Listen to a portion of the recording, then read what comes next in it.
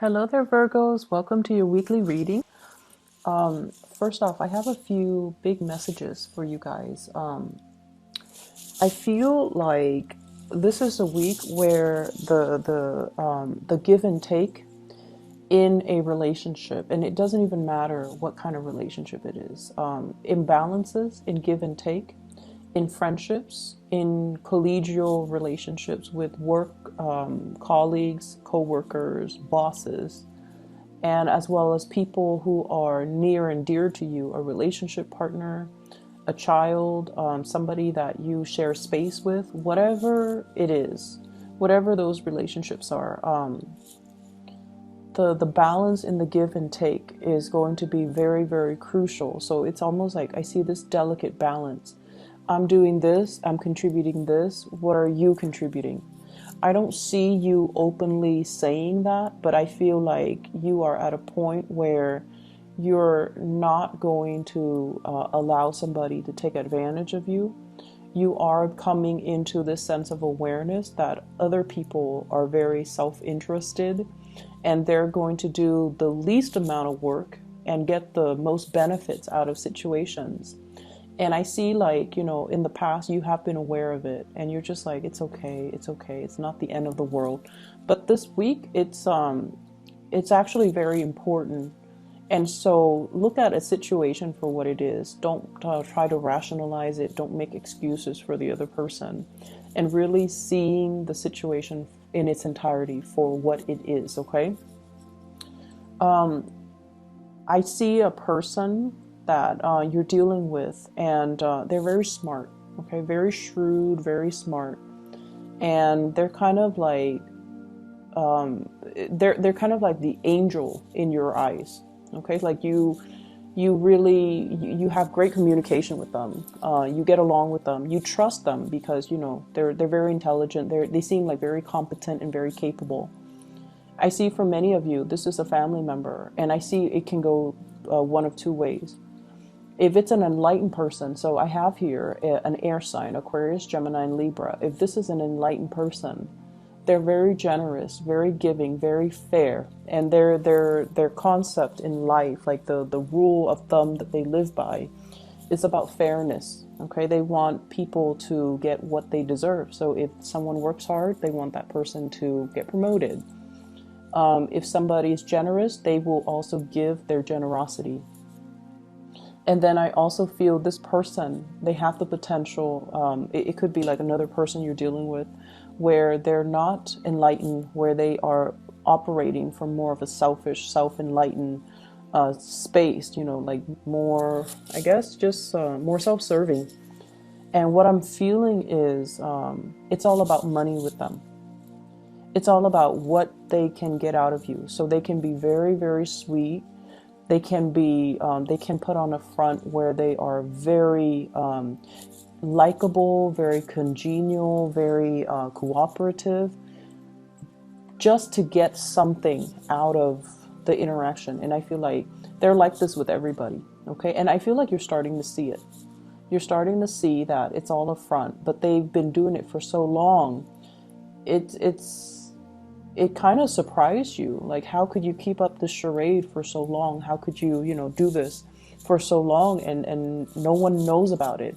So I definitely feel like somebody who is very, very self-serving. And it's all a matter of what other people can do for me. What can I get out of this? How can I, kind of like weasel my way into a situation and put on like a shiny facade and just get the most benefits out of it. So that's what I'm feeling. I also feel like in the work environment as well, be careful about, taking on responsibilities. You guys have a habit of doing too much for other people, doing too much for a work situation, and then, you get taken advantage of. So I feel like you're drawing clear boundaries. You are holding yourself back. We are heading into the holiday season, so a lot of work needs to be finished so that, they don't sit overnight through the long holiday season. So what I'm feeling is there's a lot of meetings, there's a lot of group work and collaboration between you and other people. And everyone is very, very self-serving. So just be careful. Everyone is out for themselves. They're trying to get the big pot, like the big piece of the pie. So if there is a bonus, if there has been, I feel like there's some financial benefits coming to you based on your hard work. So it's not going unnoticed.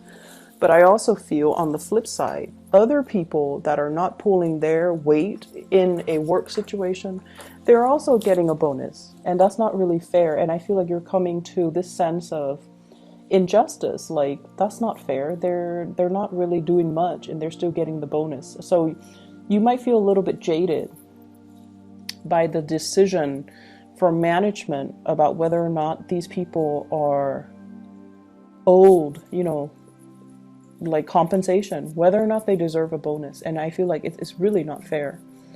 I also feel like there is some type of a recognition ceremony, like an achievement awards and things like that, where somebody is like, oh, I want to thank this person, thank that person, when in fact, when they were working, they were just very uncooperative.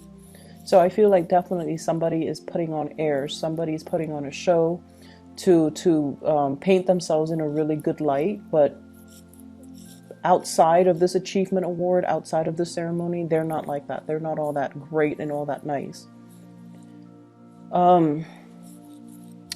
I do see issues with children coming into the picture for those of you with children, or you're taking care of other people's kids, or you're dealing with somebody who's significantly younger than you that you really care about. You want to give them the best, but at the same time, I also feel like you want them to also work for it, because you want to help them build their character, help them understand the concept of delayed gratification, help them understand the value of hard work. You want to instill in them, these good qualities. And I feel like it's a very delicate balance as well, because you also tend to get in the habit of doing everything for that person. And so try to detach a little bit and let them do things for themselves. Let them come to you if they need help, rather than, doing everything for them. Okay, so that's really, really important. What I'm feeling as well is I feel like there is some disappointment here regarding wanting to build a future with another person.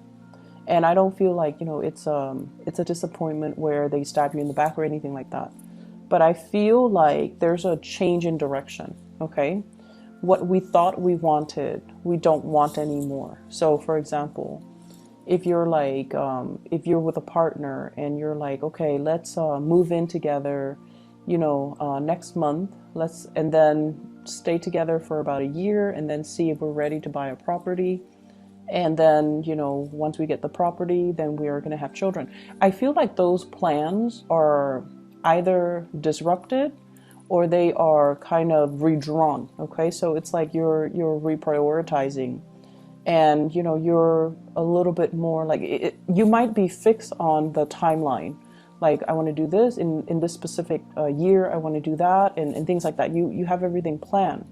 But it seems almost as if the reality is we're both not at a point where we're ready. So let's just put those plans on hold, and let's just, keep them on the back burner for now until we both are financially established. I feel like you're dealing with a partner who is not as financially established as you are. And they might be wanting to rush things. They might have trouble finding their sense of direction. They might have trouble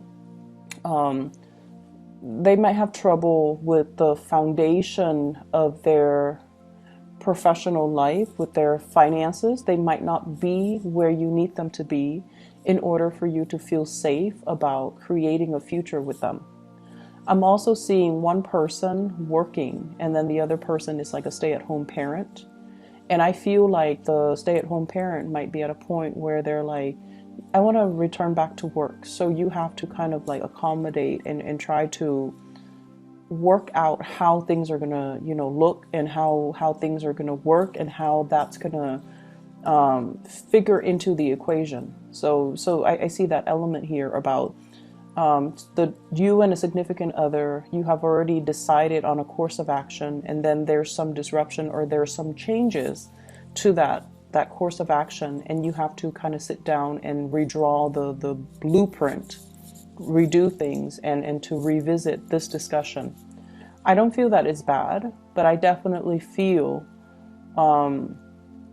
the times are changing is what I'm seeing. Circumstances change.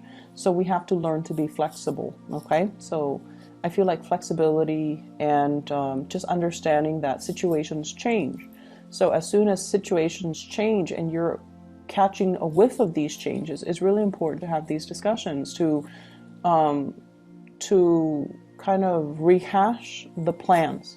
There's no harm in it. I feel like it's a smart thing to do. So, you know, be open to that. I'm also feeling as well health issues when it comes to moms. So I don't know if you have been in touch with your mom. I feel like it's your mom. It's not like an in-law or another female family member. I was getting this with Capricorn with their dad, and I'm getting this with you with your mom. So reach out and see what she's dealing with and if she's okay. I feel like, you know, it would mean a lot. Okay. So just reach out to your parents. I'm also getting as well, like property needing to be appraised, or you're anticipating some type of repairs within the household unit. Some type of repair, some type of restructuring, possibly remodeling, making room for more people to move into the household, or fixing up property in order to sell them. So that element is coming through. It's going to work out really well. It's going to work out really well in your favor. And I also see like a big financial windfall, bonuses, commission checks, and things like that. And so financially, I feel like you're in a really, really, really good space.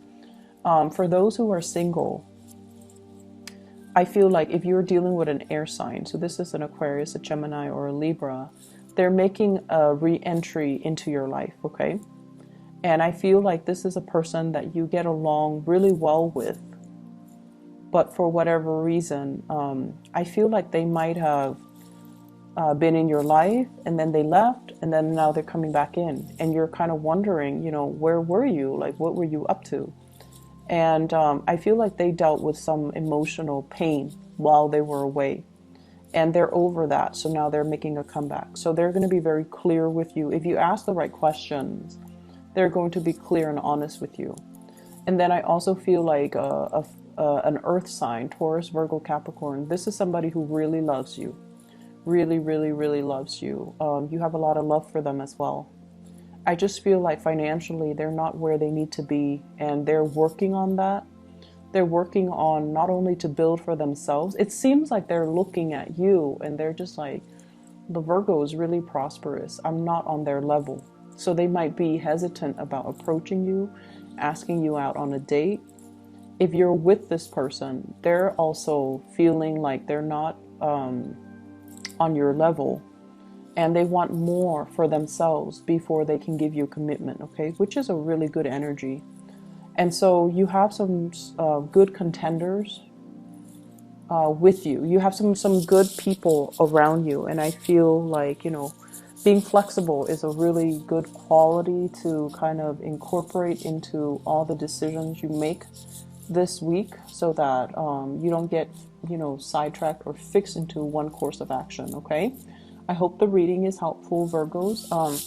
Once again, I'm really sorry for the delay with your reading. I'm in Northern California. We have a lot of smog from the wildfires, and I've been feeling really sick, just under the weather because of all those particles I'm breathing in. So I apologize. I'll try to get, I hope it clears up next week, and my prayers go out to the families and all the people affected, but I will try to get these out early. I should have some free time next weekend to get these out early for you guys. I wish you all the best. Take care.